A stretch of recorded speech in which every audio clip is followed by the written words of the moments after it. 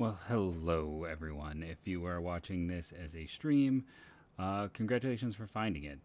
I have a long tradition of doing a way too early mock draft.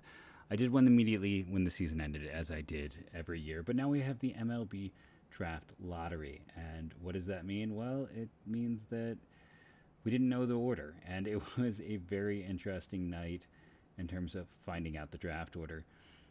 Mainly because the Minnesota Twins jumping, the Texas Rangers jumping, the Tigers jumping, the Reds and the Royals in particular falling. It's going to be an interesting draft. The Pirates get that first overall selection, and they're an interesting team at one because when they had number one last time, Henry Davis was their top selection, and he was an underslot guy. I totally agreed with that choice. I know maybe in retrospect it's not everyone's favorite, but it allowed them to go and add guys like Bubba Chandler and Lonnie White and other very talented players. So I think I still don't have a problem with that selection. It is, man, I totally forgot that they took Thomas Harrington in round one last year. Just had a bit of a brain fall apart. But when you look at what they've done recently, Tamar Johnson, they didn't go massively underslot there. This is clearly a top two player draft. So what do we think they're going to do? What do we think the Pirates might do in this draft? What do you think they're going to lead off with? Cruz versus Dolander, right? Like, that's what it comes down to. Those should be the top two guys, I think, in every single draft board or listing. And I debate this because Cruz has kind of been the favorite for a long time. He is the safer prospect. He is, a very good prospect. But, if you're the Pirates, do you kind of feel like maybe there's, that top of the line pitching is harder to come by overall? I was just kind of curious to look at because I don't know everyone's top prospect lists. And when you have two guys kind of at the top of your board, just your own depth can be a separator. Like I said, their recent data had them going shortstop pitcher a year ago.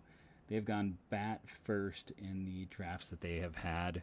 So I think I'm going to lean towards Dylan Cruz, who is the player I would have number one on my personal board in terms of just their overall system, which I do want to just peek at a listing of.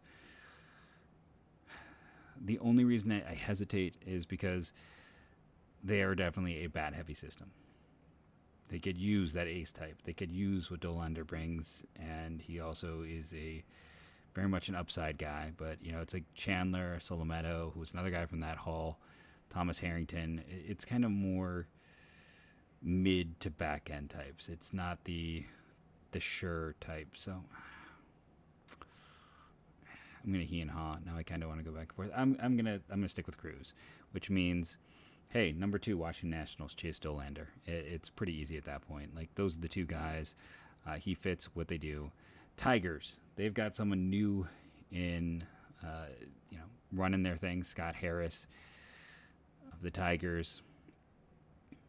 Before, God, he's younger than me. Always throws me off now. I love that it talks about, like, that he's the son of two doctors and goes into it. So he came from the Giants, and you look at the kind of what the Giants have done draft approach wise, because that's always what I look at. Like, if you followed me at all through the years, people lie, smoke screens happen. What tends to be the most truthful is what a team has done in the past. It's tendency data, it's not team data, and the Giants have been college heavy. You're sitting here in a situation when you look at like who fits kind of in this draft, and it gets the Tigers. And the reason I laugh, it's like it's Jacob Gonzalez, and I'm laughing here because I don't know. I probably have I have him third on my board. Like, this is 1, 2, 3 in order for my board. But the reason I laugh is the Tigers have, the last time they drafted a high school, just any player, it was a high school player who was listed as a shortstop, was Scott Moore in like 2004, who immediately shifted to. In the first round, I should say, who shifted to third base. They've drafted like 2 shortstops in the last 60 years. So they're due. Someone new in place, going, of a different type, Gonzalez makes the most sense. I got him going with this selection. I just can't help but laugh because, yeah, I can't help but laugh. I guess I should actually stream this. Well, I am streaming it, but I'm gonna take a second and throw it up on the YouTube for anyone who's watching later and wanting to insult my thought process. So consider this breaking the action while I share. So,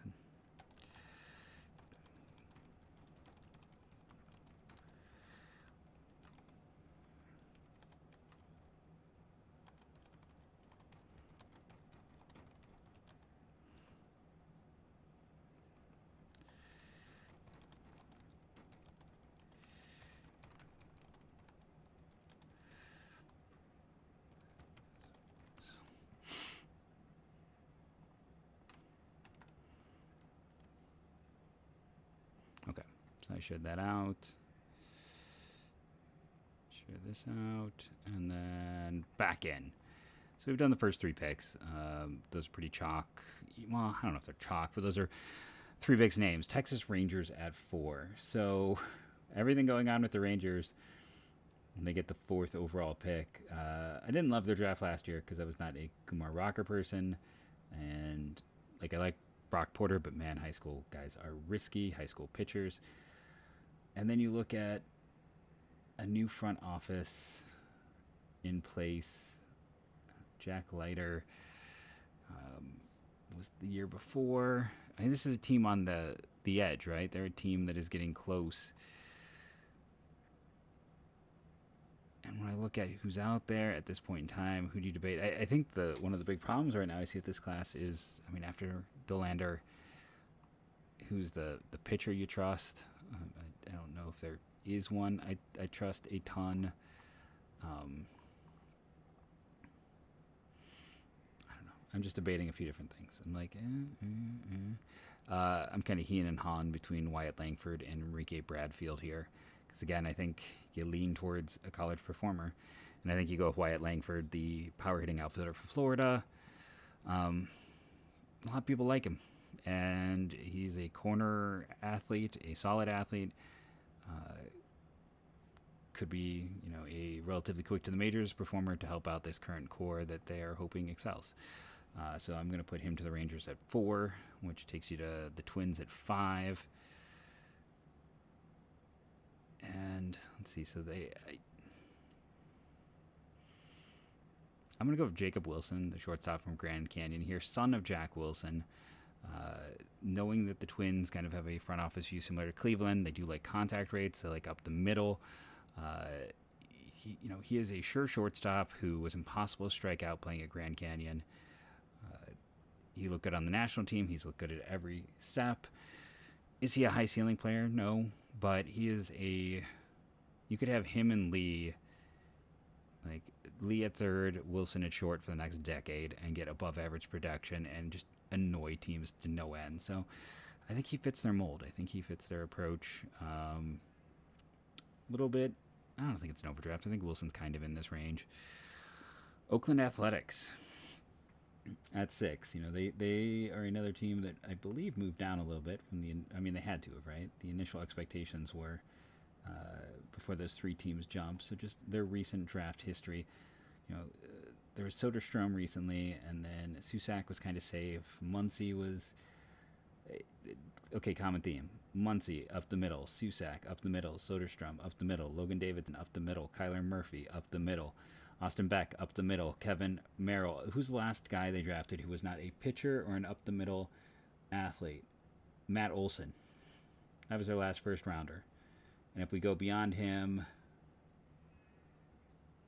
because Sean Doolittle was a pitcher. Is it Corey Brown was an up the middle athlete? Jeez Louise. You're going back to the early 2000s. So if you kind of see what I'm saying here, this is going to be an up the middle athlete type. You have to go back a long way to find someone who they took in the first round who was not an up the middle player. Pitcher, catcher, shortstop, center fielder. Probably missed something there because I just got done doing my other podcast, so I'm a little brain fried. But when you're looking in this class, are the 2 high school players who probably stand out at this point in time.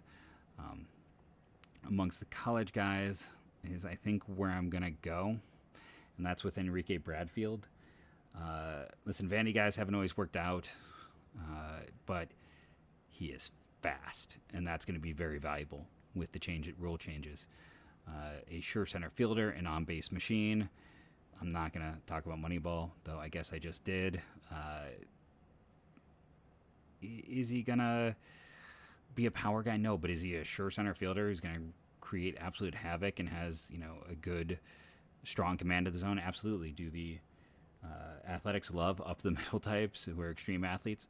They do. I think this is maybe the pick I love the most in terms of most likely to get right or wrong. So the 7th overall selection, Cincinnati Reds. And they're in a situation right now where they have gone for some ceiling guys the last 2 years. I think Max Clark is the top high school player in this class for my money right now. Walker Jenkins is close. I'm going with Clark. I think he's the more high ceiling guy. I think he is just a complete hitter. The Reds like to go for ceiling. They're in a position to go for ceiling with this pick and take the first prep player in this class. I used to do this thing. I guess I'll go back and just do a quick recap. I used to do like a sleeper at each one. So 1, I have Dylan Cruz going to Pittsburgh, sleeper Chase Dollander. 2, Chase Dollander, sleeper Dylan Cruz. 3, Jacob Gonzalez, sleeper Wyatt Langford. 4, Wyatt Langford, sleeper. Let's go Max Clark. 5, Jacob Wilson, sleeper Enrique No, I don't know if I love that sleeper there. I shouldn't. We'll go Braden Taylor, infielder, as the sleeper there. To Oakland, I have Bradfield with sleeper Max Clark. 7, I have Max Clark with sleeper Walker Jenkins. Takes us to the Kansas City Royals. Royals are another team who've been a little all over the place. They have for a while there, but J.J. Piccolo was there from the old, I know you're like new front office, but not really. And when you look at, if you're curious over here, this is just me on Baseball Reference Draft Finder, just kind of doing a quick look at names so I can remember who the picks were. Since I've written about all of these guys, I just got to see the list. And I'm like, okay, because Gavin Cross last year was the safe outfielder. Frank Mazzucato was the quote-unquote reach. Asa Lacy was a bet on pitching, and that's when they were just all pitching all the time. Like, they did take Nick Lofton with their second first-rounder that year, but and Bobby Witt, of course. But without Bobby Witt in there, with their first rounders, you had Bobby Witt and Nick Lofton, but Asa Lacy, Brady Singer, Jackson Kowar, Daniel Lynch, Chris Bubik. And that class, they had more picks and took Jonathan Bowden, and they just went all in on pitching. The one thing I'll say is they do seem to be adding guys from Cleveland. If you're looking at like who could be left with this selection, who'd be another like Cleveland type to me, just in terms of like who's still left on board. I do better at this when I make a list and cross off a name as I'm going through. But in terms of, I've done what? So we're up to pick 8, and it's been 7 college guys. No, 6 college guys, 1 prep. So yeah, that's 7. So if I am just kind of looking at who might project or who might be someone who would be Kansas City's, and there's my former co-host who does not like me talking, coming up to discuss the draft. So the Royals are always hard to do. And again, when you have a new front office, they're even more difficult to figure out. 0 concurrent views. Hey, thanks to 5 people who viewed for even a moment. Moving quickly. Royals at 8.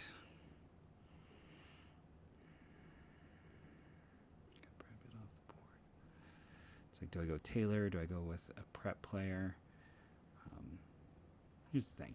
I'm going to go with Walker Jenkins. Like, he's a talented player. He is clearly a top 10 talent in this class. Don't mess around with it. Just get a talented guy. If they want to go pitcher, it's probably Rhett Lauder from Wake, the latest player from the Wake pitching machine. But I'll say at the same time, the Wake pitching machine, I think, is a little scary to look at, and Lauder would be my sleeper. But it's like, those guys haven't quite performed yet, and then they all kind of enter the majors a little maxed out. So I wonder if there's going to be a backlash there, which we've seen with other programs. So that's who I got at 8. 9, the Rockies. Another team that has kind of gone a little bit all over the place. I don't think anyone knows what the Rockies are going to do. Gabriel Hughes was a surprise last year. I actually liked their trio of picks when you got down to it with Hughes, Thompson, and Beck. Benny Montgomery, Zach Veen, Drew Romo, Tagalia, who I believe they've since traded. Yeah, it's not been pretty for that Rockies team. Which way do I want to go with this? They like power. They like power pitchers. Like power bats. Last year's class was all college performers, and they had been traditionally until like 20 and 21 a very conservative team. I'm going to go with Braden Taylor from TCU. He's just performed hugely. If you're going conservative, he is the guy. He is the conservative bet. I think a sleeper there might be Hurston Waldrop from Florida. Just if as a power pitcher, could be an interesting player there. I'm always bad about matching up types of pitchers that work in Colorado, if I'm being perfectly honest with that. So after the Rockies get the Miami Marlins, and Khalil Watson 2 years ago, of course, stood out when they were willing to take the gamble on the guy who fell. I still believe in the ceiling. I still believe in the potential. I think he'll be fine. Last year was the opposite, and taking Jacob Berry, who I was not a fan of. If they decide that they're going to go super, super safe,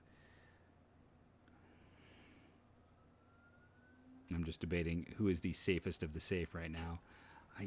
I think it's Travis Honeyman, the outfitter from Boston College. If it's not him, my sleeper here is Matt Shaw, the shortstop from Maryland, who can play everywhere, does everything, look good in the Cape. He's just a complete player, and I think he'll be a name on the rise next year. Whew. Los Angeles Angels. So we all loved them when they took all of the pitchers. Unfortunately, outside of Chase Siloth, I can't say his name, they haven't as much return on those. Sam Bachman has struggled. Zach Neto, who they took last year, has looked excellent. So where do they go? They clearly, have gone kind of more college-y than preppy with some of these high-pick preppy. Is that how I want to phrase it? I don't think that's a good way to phrase it. Are we doing phrasing? I kind of like Paul Skeens. Two-way guy, good athleticism. I think he's probably more a starter than a first baseman, but I think, and not just because like Ohtani's a two-way guy. I don't think he's like a future two-way guy. I think that's a unicorn thing to project, but I just think he's probably a pitcher, and there's some nice growth potential in there since he was a two-way performer. I should always check the stream to see if anyone's actually doing anything, but I also do this honestly just so it exists. I am not hurt if this does not generate many views. That's what's on the personal account and not the professional one.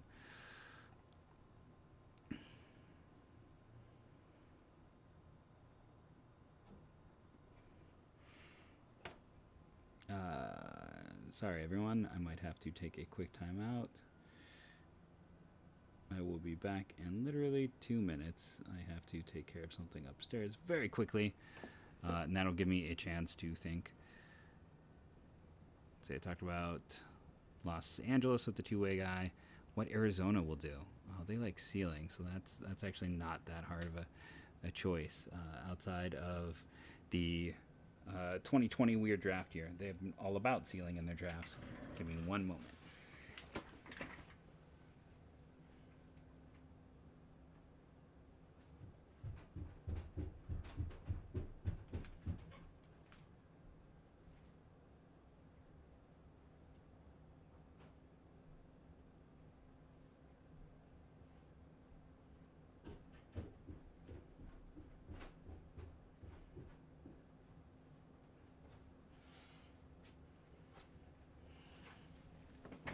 Angel sleeper, by the way. I'm realizing I didn't do that.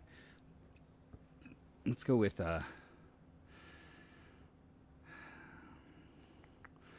like, who's the other pitcher I like there? I guess Red Lauder is the lazy man selection from Wake.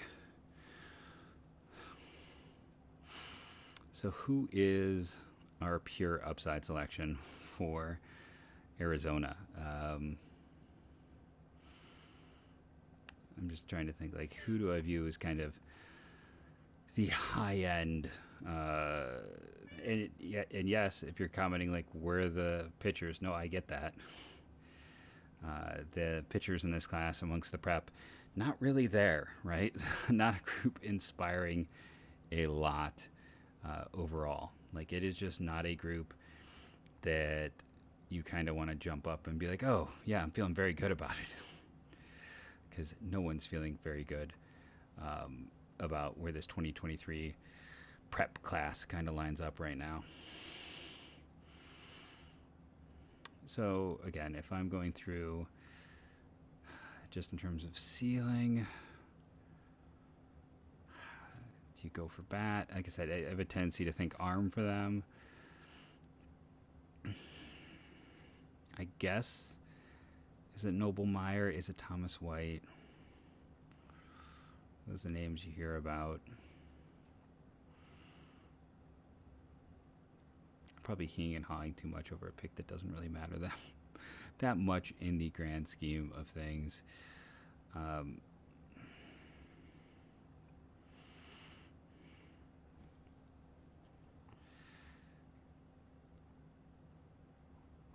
I said, this is what I like to do, even though it is absolutely silliness, and I'm like sitting there going, I'm going to spend way too much time on something that doesn't actually carry a ton.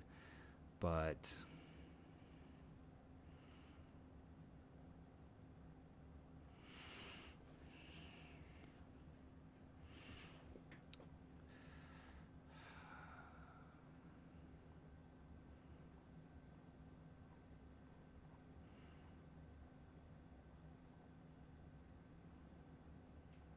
is where I wish I had some more of the more advanced data.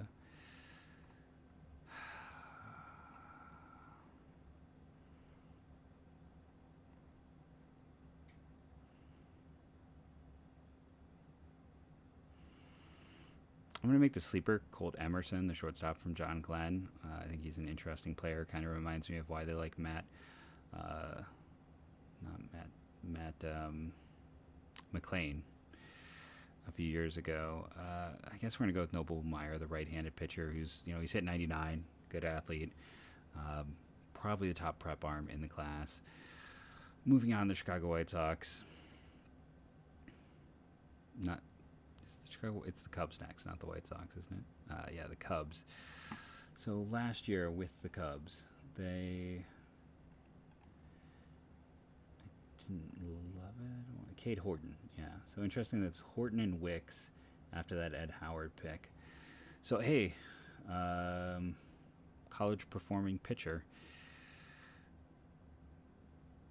I guess the question then becomes... I know I'm lower on him, but everyone else likes Rhett Lauder. He's still on the board. It makes too much sense not to be the pick. In terms of if they want a prep player, if I'm going to do my sleeper for the selection, probably looking at up the middle type. I think the top up the middle shortstop is probably McGonigal from, I can't remember where he's from. But, yeah. Red Sox.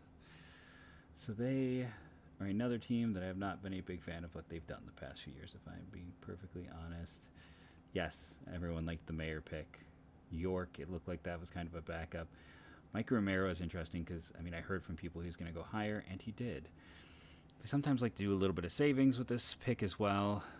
And, Colt Emerson, who I mentioned with the last pick, kind of makes sense. Like, he's not quite as big of a name. He could be. Kind of fit that shortstop up the middle, good hit tool type. Maybe have some savings. They've gone all prep, so let's make McGonigal the fallback, if not, with what they have done in their time there in Boston. Chicago White Sox. The Kings of Conservative have gone the complete opposite way. Noah Schultz, Carson Montgomery has worked out, Wes Kath, not so much. If you're looking at the prep class here, I think you're probably looking at Aiden Miller, who's just a big, strong kid. I considered him as high as the Rockies pick. I almost put him with the Diamondbacks. I think he is just a good value here. I felt like there was another pitcher from Oswego East this year.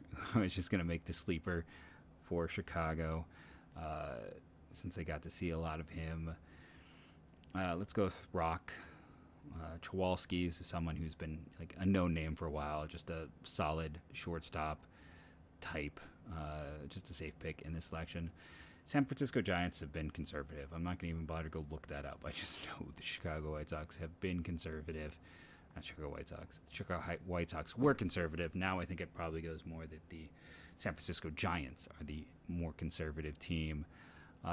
Listen, it's a strong college class. College group has been heavily leaned to already.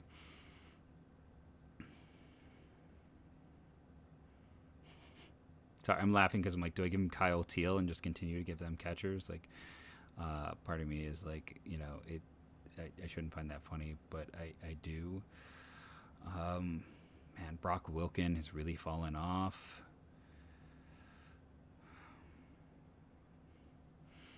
Yeah, I am going to look at the Giants one just to see if I can like give myself a full picture of what those picks have been.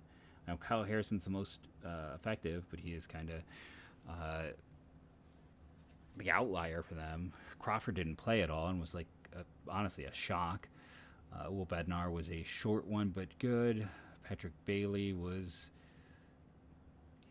I think he's been. That's the thing though. The Giants drafts have been incredibly disappointing. There is not a lot to show for it.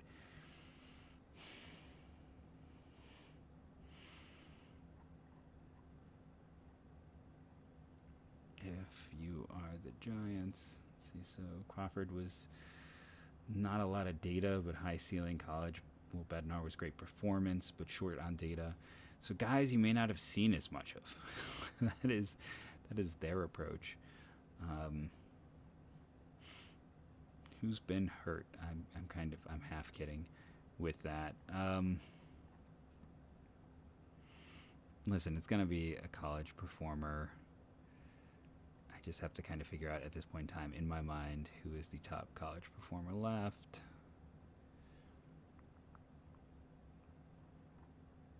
So let's see. If I did this is why I should write everything down. I'm going to do it now. I know, not organized. So 1, Cruz. 2, Dolander. 3, Gonzalez.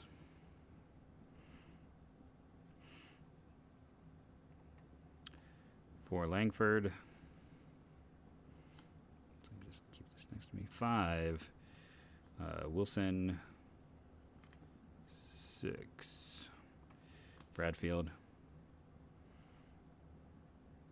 7, Strauss. No, not. I keep wanting to say Strauss. Max Strauss is a basketball player. Clark. 8. I think did I end up going with. Now this is where I'm going to throw myself off. Yeah, 8 I just decided Jenkins was too good to not put him there. 9. With Colorado, I went with. That's right, I went Waldrop. 10 then became Marlins.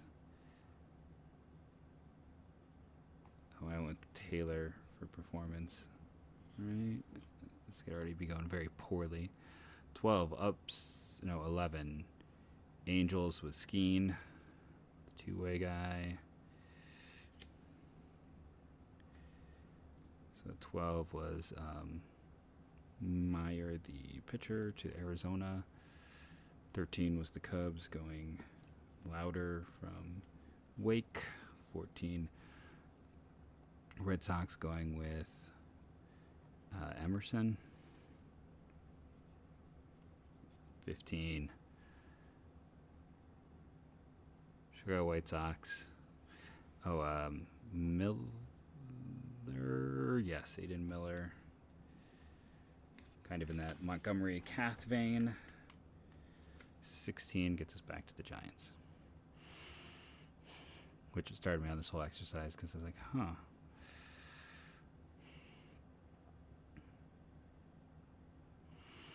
Okay, so if I'm looking at Giants guys, I kind of like Maue Ahuna, who's now at Tennessee. Tommy Troy, who was great in the Cape. Uh, Travis Honeyman, who I've debated a few points earlier on.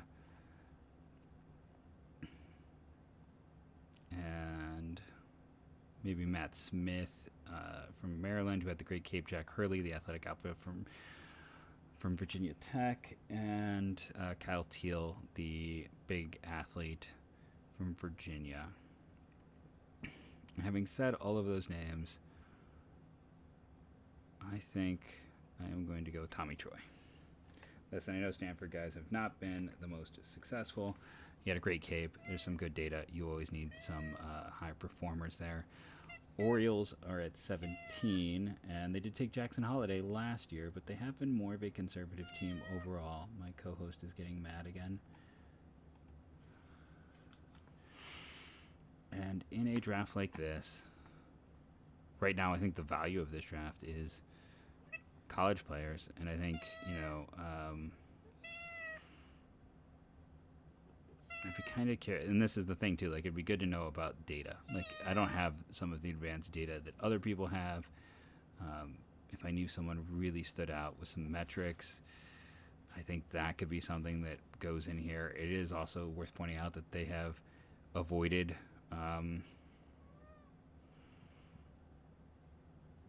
pitchers early. It's been all bats, and I think the one guy I have heard good metric data on is Hurley, and they have gone with a lot of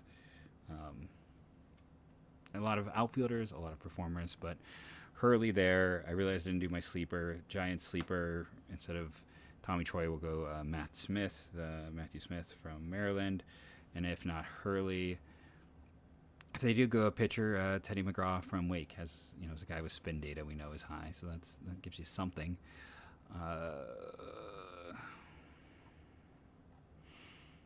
So Brewers, college performer.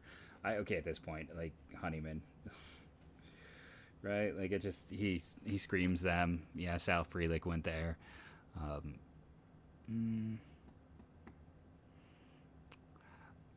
The only guy who the sleeper is totally Smith here. Like that's the thing, or not Smith. Matt Smith was a Doctor Who doctor. I'm very tired. Matt Shaw, I think, would be the guy for the last two picks that I would list as my sleeper type. Oh my God, Cat, you are fine. I'm allowed to talk. Tampa Bay, they like ceiling very much. I think Thomas White, the pitcher still being on the board, is an easy selection at this point.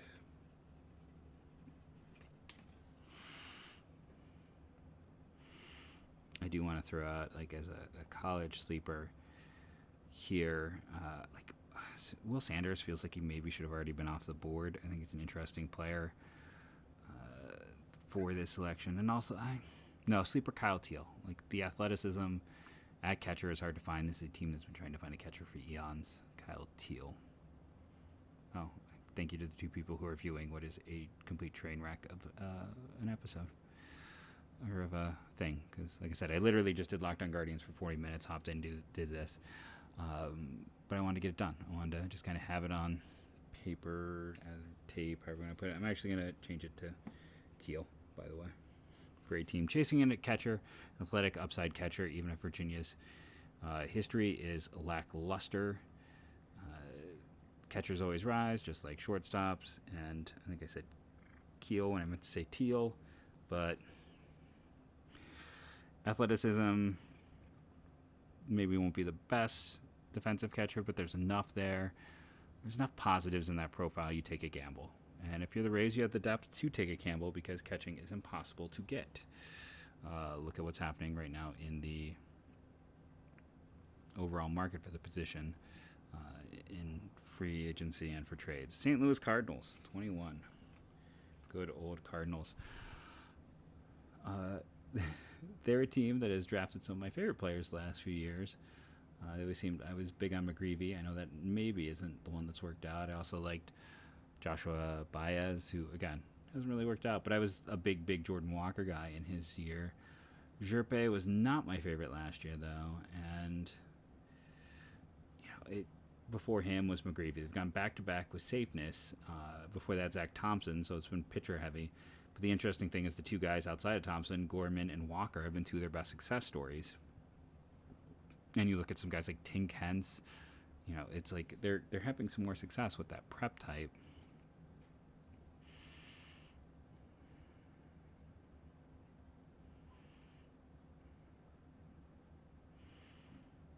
But I think I'm going to go with Will Sanders here. I just feel like he's too good to not go. He's got all the parts to just get better. The Cardinals have been trying to develop pitching more successfully. I think he screams upside type of player. In terms of just that pure ceiling, young for the class type.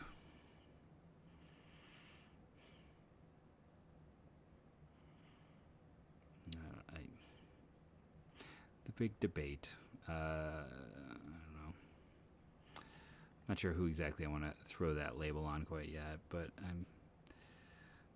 an interesting one might be Brock Wilken, just because there was a point in time after his freshman year where I think people thought he was going to be a top 5 pick, and that has not come to be. So I think it's more the interesting perspective for that.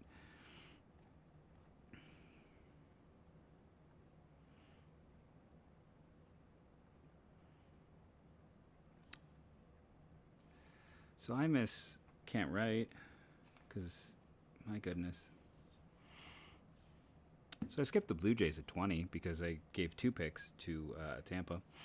So this is a disaster show. This is why I shouldn't do things at midnight. Keel at 19. Like I said, this is just you getting to see behind the madness. Keel 19, Blue Jays at 20. And they've had some success with college performers. They've also not been afraid to go out there and grab a prep player, go for some ceiling. They've been successful with both. Last year was the prep player. Year before that, the college player, which they traded. Year before that, the college player, prep player from the college grouping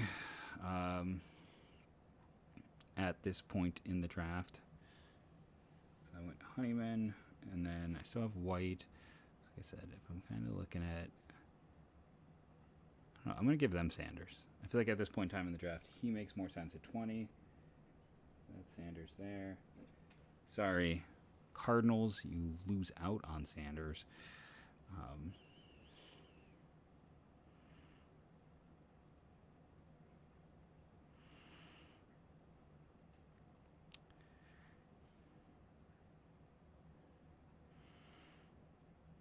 Do you consider Ross Dunn? I don't know. It feels like they kind of want guys with better control. Tanner Witt, again, probably want someone with better control. Brandon Sproat's a little older. I don't know if he's a great model fit.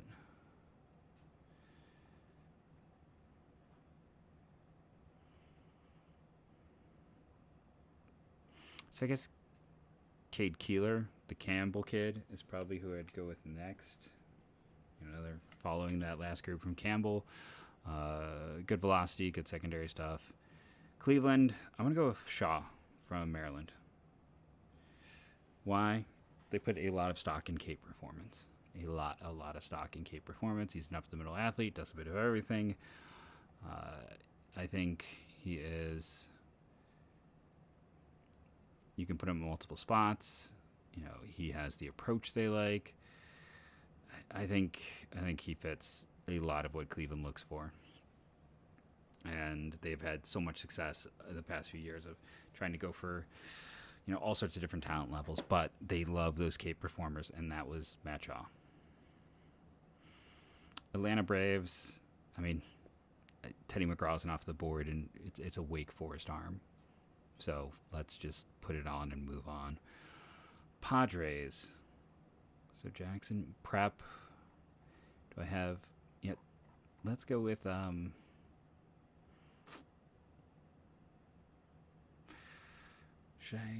going to go back and change the Cardinals pick to Arjun Nimala. I forgot that he is very young, 17-year-old. They do go for that approach. Then that allows me to pull Keeler off, who Cucular. I'm bad with names, man. I don't have. So I have Kevin McGonigal still on the board, and I think he is just such a Padres guy where they would go and pay and figure out how to make the money work later, and he is just a great talent at this point in time to the Padres. New York Yankees.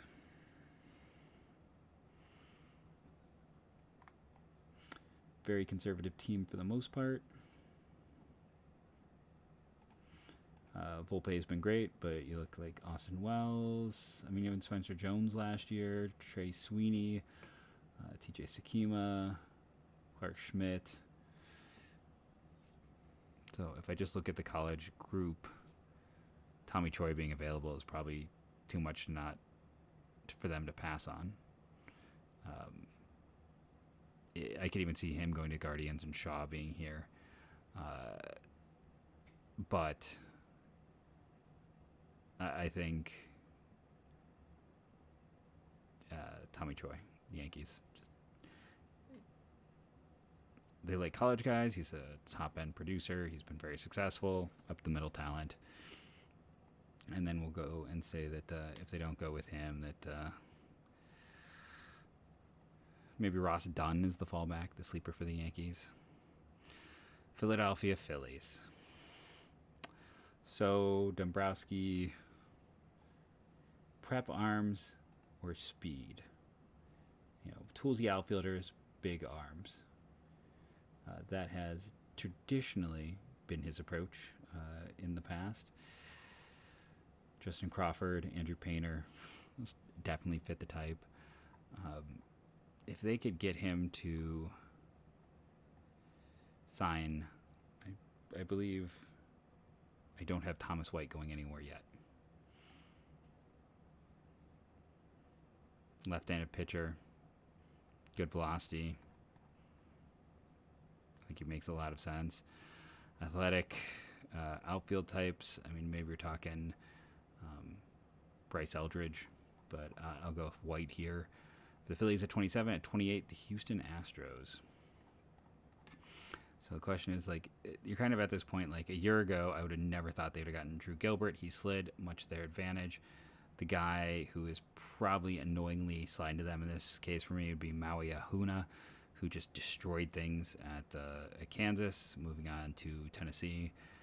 If he plays anywhere near as well as he did in Kansas there, he'll play himself into the first half of the first round discussion. And then we'll say Keeler from Campbell's the sleeper. Just, some good data overall on him. Seattle Mariners. All of a sudden they've become prep. Much like the White Sox, they've gone completely the other way after years of us kind of thinking that you just look for the college guy that makes the most sense. And hey, those guys have actually worked out pretty well for him. I don't know if you want to do a huge about face, but if they're going to go prep, and they've kind of gone with some ceiling guys with that position.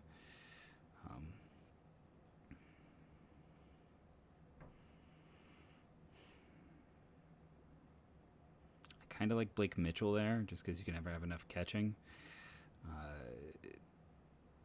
And prep catchers do kind of slide. I think that'd be a pick that could make sense. Tampa Bay Rays.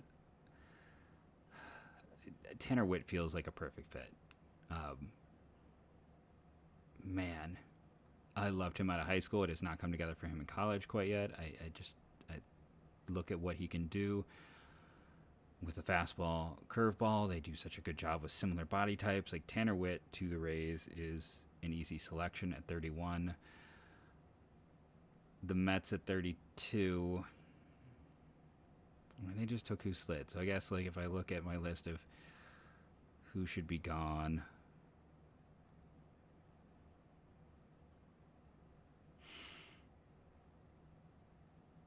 I guess Ross Dunn, the left-handed pitcher, still being there is probably a bit of a surprise. It gives them an interesting left-handed pitcher with some upside. The Brewers, performers. I debated a few different guys to them at various points. I feel like I should just go look at data and see like who some of the top Cape performers are. I'm trying to get down to the Dodgers pick at 36 just because that covers everyone. Maybe go, I don't know. And every time I say I'm going to cut off, I'm like, oh, but that's a fan base that sometimes listens to me. That's a fan base that I have connections to.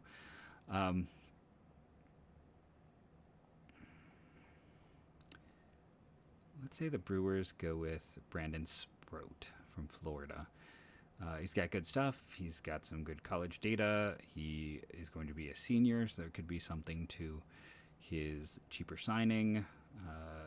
Yohandy Morales is a nice sleeper. He's kind of one of the last big college guys to discuss who's been kind of famous for a very long time.